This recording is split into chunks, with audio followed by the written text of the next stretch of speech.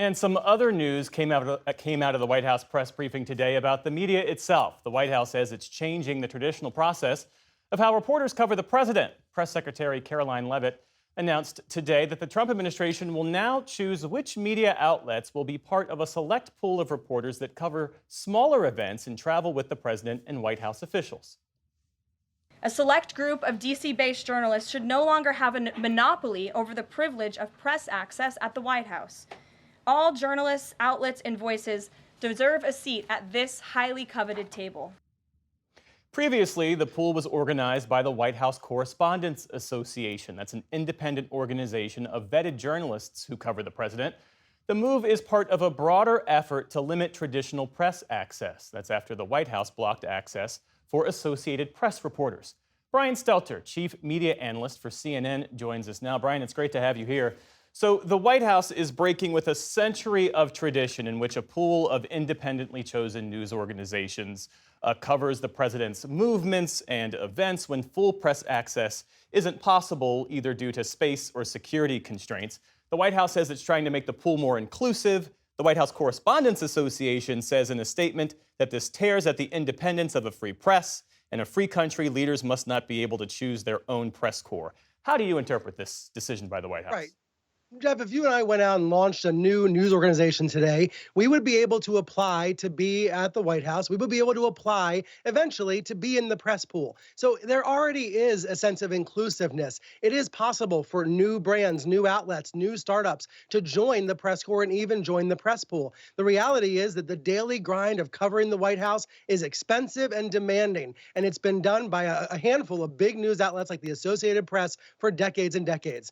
So the White House here is trying to break that and trying to say it decides who can cover the president. It decides who can ask questions of the president.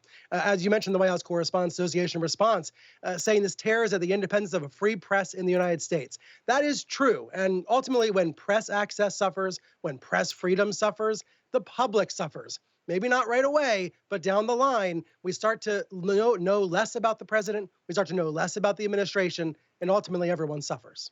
Let's talk a bit more about this specific predicament involving the Associated Press, because the White House is blocking AP access from covering major presidential events over that organization's refusal to refer to the Gulf of Mexico as the Gulf of America. And Brian, it apparently is not just about the map, because the White House Chief of Staff, Susie Wiles, is taking issue with the AP style book. She says it's biased. She says it's weaponized to push a divisive and partisan agenda.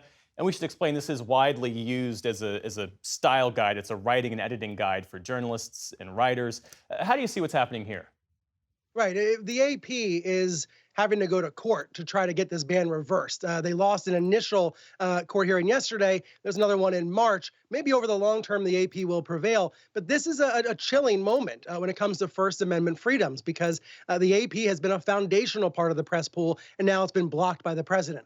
This is over word choice. It's over language. The AP says it has to be able to choose what words to use. It can't let the president of the United States decree what words the AP is going to use. And that's true for other news outlets as well. That's why there's concerns about a chilling effect here. I noticed earlier today, Peter Baker of the New York Times, a veteran correspondent who used to work in Moscow, he said these changes remind him of how the Kremlin took over the press pool and banned certain outlets. He said it made sure that only compliant journalists were given access to the Russian government. So he sees parallels here to what's happened in more repressive countries in the past. And there's what's happening at the Pentagon, where longtime defense reporters from traditional media outlets first were kicked out of their offices, and then they were told that they couldn't use communal spaces. They couldn't use the press briefing room to do their reporting or to broadcast their reports.